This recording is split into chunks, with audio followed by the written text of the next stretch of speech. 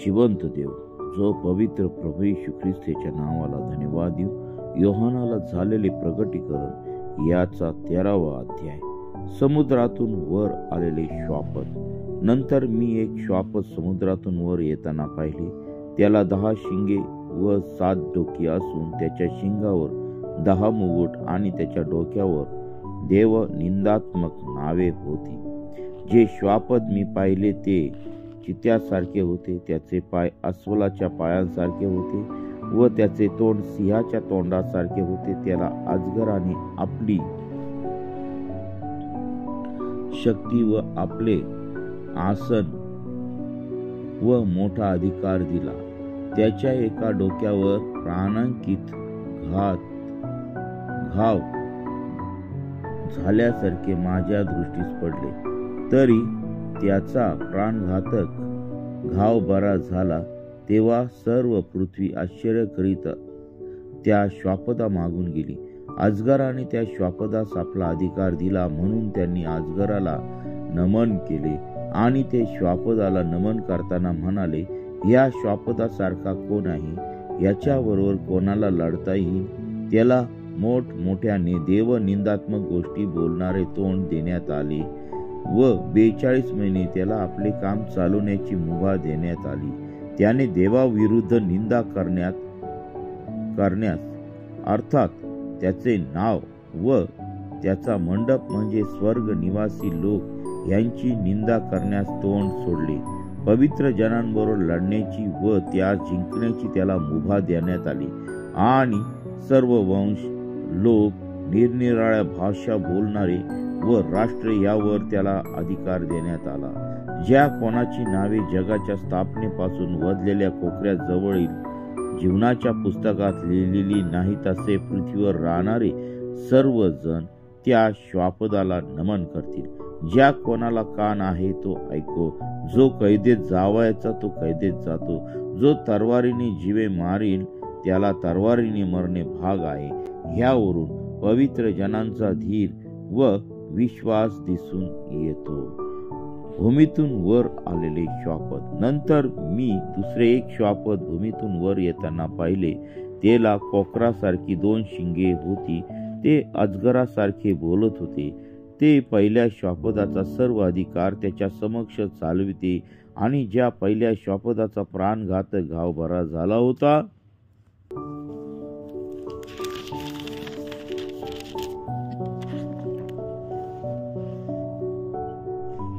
त्याला पृथ्वीने व तिच्यावर राहणाऱ्या लोकांनी नमन करावे असे करीते. ते मोठी चिन्हे करीते. माणसांसमक्ष आकाशातून पृथ्वीवर अग्नी पडावा असे देखील करीते. जी चिन्हे त्या श्वापदा समक्ष करण्याचे त्याच्याकडे सोपवले होते त्यावरून ते पृथ्वीवर राहणाऱ्यांना ठकविते. म्हणजे तलवारीचा घाव लागला असताही जिवंत राहिलेल्या श्वापदासाठी मूर्ती करण्यास पृथ्वीवर राहणाऱ्यांना ते सांगते. त्या श्वापदाच्या मूर्तीत प्राण घालण्याची त्याला मुभा देण्यात आली. ह्यासाठी की श्वापदाच्या मूर्तीने बोलावे आणि जे कोणी त्या श्वापदाच्या मूर्तीला नमन करणार नाहीत ते जीवे मारले जावेत असे तिने घडून आणावे. लहान थोर, धनवान, दरिद्री, स्वतंत्र व दास या सर्वांनी आपल्या उजव्या हातावर किंवा आपल्या कपाळावर खून करून घ्यावी आणि ज्याच्यावरती खून म्हणजे त्या श्वापदाचे नाव किंवा नावाने दर्शवलेली संख्या आहे त्यांच्याशिवाय कोणालाही काही विकत घेता येऊ नये किंवा विकत देता येऊ नये असे ते श्वापद करीते. येथे अकलेचे काम आहे. ज्याला बुद्धी आहे त्याने श्वापदाचे नाव व त्या संख्येवरून काढावे. त्या संख्येवरून माणसाचा बोध होतो. ती त्याची संख्या 666 होय. वाचलेले वचन देवा आशीर्वादित करू. आमेन. प्रियांनो, हे वचन देवाने आम्हाला खूप महत्वाचे ह्या ठिकाणी त्याच्या दासाद्वारे सांगितलेलं आहे. सर्व गुप्त गोष्टी आपल्या पुढे उघड्या केलेल्या आहेत आणि म्हणून आपण ह्या वचनाचा जास्तीत जास्त अभ्यास करणार आहोत. आपण प्रार्थना करणार आहोत, प्रार्थनेत राहणार आहोत आणि आपलं जीवन पवित्र आणि शुद्ध ठेवूया. चला आपण प्रार्थना करूया आणि त्या जिवंत देवाच्या जवळ जाऊया. ज्या लोकांनी, ज्या भावांनी, ज्या बहिणींनी हा चॅनल सबस्क्राईब केला, शेअर केला आणि अधिक लोकांपर्यंत हे वचन नेण्यासाठी सहकार्य केलं, त्या सर्व भावा बहिणींचं, त्या लेकरांचं जिवंत देव प्रभू येशू ख्रिस्तामध्ये आपले मी स्वागत करीत आहे. आणि आणखी आपण हा चॅनल सबस्क्राईब करून देवाच्या नावाला धन्यवाद द्या आणि देवाचे आशीर्वाद आपण मिळूया. आपण प्रार्थना करूया. हालेलुया, स्तुती, धन्यवाद येशू देव बापा. तू पवित्र असा परमेश्वर आहे, राजांचा राजा, प्रभूंचा प्रभू आहे. प्रभू, ही सकाळची उत्तम वेळ तू आम्हा प्रत्येकाला प्रार्थनेसाठी दिलेली आहे. पुन्हा एकदा हा नवीन दिवस आमच्या प्रत्येकाच्या आयुष्यात तू जोडलेला आहे. त्याबद्दल प्रभू आम्ही तुझ्या पवित्र चरणाजवळ येत आहोत. आम्ही तुझे आभार मानत आहोत. आम्हाला सर्व प्रकारच्या लागणाऱ्या अन्न, वस्त्र, निवारा, उत्तम आरोग्य या सर्व गोष्टी तुझ्या पवित्र भांडारातून तू आम्हा प्रत्येकाला दिल्यास त्याबद्दल मी प्रभू तुझ्या नावाला धन्यवाद देत आहे. आमच्या घरातील प्रत्येक गोष्ट तुझ्या पवित्र सामर्थ्याने तू आशीर्वादित केलेली आहे. आमच्या लेकरा बाळांना, आमच्या बंधू भगिनींना आणि प्रिय प्रभू येशू आमच्या सर्व लहान थोर वडीलधारे व्यक्तींना तू आशीर्वादित केलेला आहे. त्याबद्दल मी तुझ्या नावाला धन्यवाद देत आहे. प्रभू, आम्ही तुझ्या वचनाचा अभ्यास करत असताना प्रभू आमचं जीवन शुद्ध आणि पवित्र तू ठेव. ते वचन समजण्यासाठी उत्तम ज्ञान, सामर्थ्य, चातुर्य, पवित्र संजीवन आणि तू आम्हा प्रत्येकाला तू कर. हे देवा, तू आमचा शिक्षक हो, तू आम्हाला शिकव, तू आमच्या संगती तू बोल आणि तुझं दर्शन तू आम्हा प्रत्येकाला तू दे. आमच्या जीवनातील अशांती, आमच्या जीवनातील आजार, रोगराई, आमच्या जीवनातील निराशा, पीडा, दुःख या सर्व गोष्टी तुझ्या पवित्र सामर्थ्याने तू काढून टाक. हो पित्या परमेश्वरा, आम्ही सर्व जग मिळवलं पण काय लाभ जर तू आमच्या जवळ नाहीस.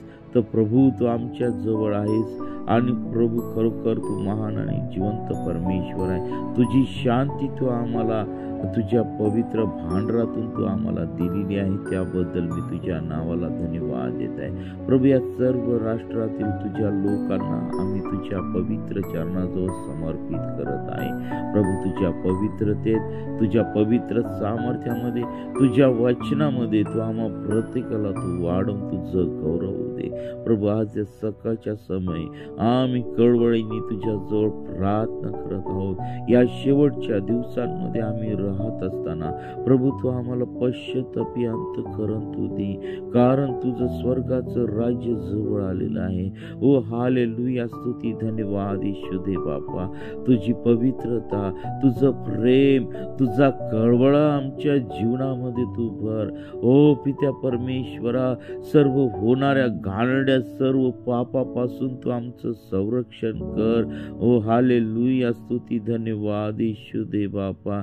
तुझ्या वचनामध्ये तू आम्हाला चालव, तुझ्या सामर्थ्यामध्ये तू आम्हाला चालव. या सर्व जगी गोष्टीपासून तू आम्हाला दूर ठेव.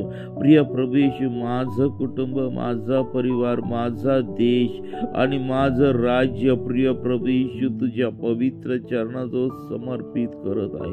अनेक लोक नाशाच्या मार्गाकडे आहेत. ओ पिता परमेश्वर, या सर्व बंधू भावांना तुझ्या पवित्र चरणाजवळ समर्पित करत आहे. प्रत्येकाला तुझी सुवार्ता कळू दे, प्रत्येकाला तुझं स्वर्गीय राज्य कळू दे. तू जिवंत देव आहे सर्वांना कळू दे. ओ हालेलुया, स्तुती, धन्यवाद येशू दे बापा. Thank you Lord, thank you Jesus. पवित्र प्रभू येशू, या सकाळच्या समय तू आम्हा प्रत्येकाचा ताबा तू घे प्रभू आणि तुझं गौरव दे. सर्व प्रकारचे बंधन आमच्या जीवनातून तुटल्या जाऊ दे प्रभू. तू आम्हा प्रत्येकाला तू स्पर्श कर आणि तुझं गौरव दे. आज दिवसभर होणारे सर्व कामकाज तू आशीर्वादित कर प्रभू. जे बेरोजगार आहेत त्यांना तू सुंदर असं काम तू दे. जे शिक्षण घेत आहे त्यांना तू ज्ञान, बुद्धी, चातुर्याने तू भर. ओ हालेलुया, हालेलुया, स्तुती, धन्यवाद येशू दे बापा. जे दवाखान्यामध्ये आजारी आहेत, ॲडमिट आहेत, त्यांचे बिछाने तू बदलव, त्यांच्या जीवनामध्ये तू साक्ष तू तयार कर. आणि प्रिय प्रभू येशू, आमच्यासाठी जे प्रार्थना करत आहेत देवाचे दास दासी, त्यांना तुझ्या पवित्र सामर्थ्याने तू भर आणि तुझं गौरव होऊ दे पित्या परमेश्वरा. हालेलुया. प्रिय प्रभू येशू, जे कोणी वचन ऐकतील प्रभू, जे कोणी प्रार्थना ऐकतील, त्या सर्वांना तुझ्या पवित्र सामर्थ्याचा अनुभव तू दे. या सकाळच्या समय आम्ही प्रत्येक जण तुला समर्पित होत आहोत. इथून पुढची वेळ काळ सर्व काही तुझ्या पवित्र चरणावर समर्पित करीत आहोत. ही प्रार्थना येशूच्या नावाने मागतो म्हणून ऐक. आमेन. प्रियांनो, आपल्याला जर प्रार्थनेची गरज आहे तर या क्रमांकावरती संपर्क साधा. 97-30-30-16-68. आम्ही आपल्यासाठी प्रार्थना करीत आहोत. प्रियांनो, देवबाप आपल्या सर्वांना आशीर्वादित करून सर्व वाईट गोष्टीपासून, सर्व सैतानी हल्ल्यापासून देवबाप आपल्या सर्वांचं रक्षण करो. आमेन.